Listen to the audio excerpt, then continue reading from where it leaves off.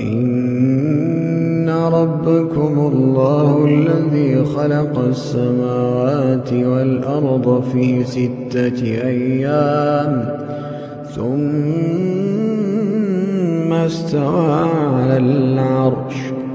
يدبر الأمر ما من شفيع إلا من بعد إذنه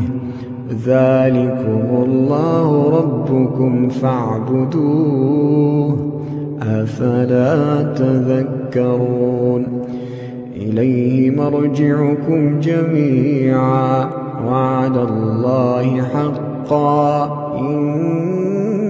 إنه يبدأ الخلق ثم يعيده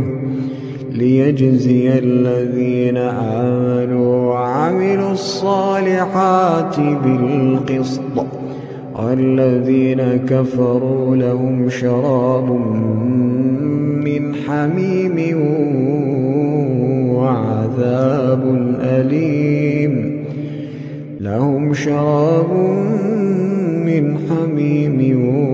وعذاب أليم بما كانوا يكفرون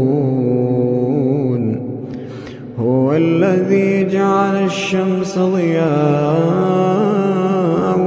والقمر نورا وقدره منازل لتعلموا عدد السنين والحساب ما خلق الله ذلك إلا بالحق يفصل الآيات لقوم يعلمون إن في اختلاف الليل والنهار وما خلق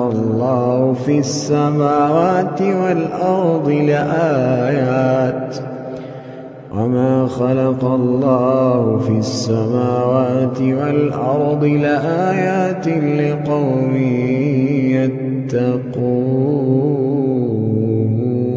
يتقون إن الذين لا يرجون لقاءنا ورضوا بالحياة الدنيا واطمأنوا بها والذين هم عن آياتنا غافلون أولئك مأواهم النار بما كانوا يكسبون إن الذين آمنوا وعملوا الصالحات يهديهم ربهم بإيمانهم تجري من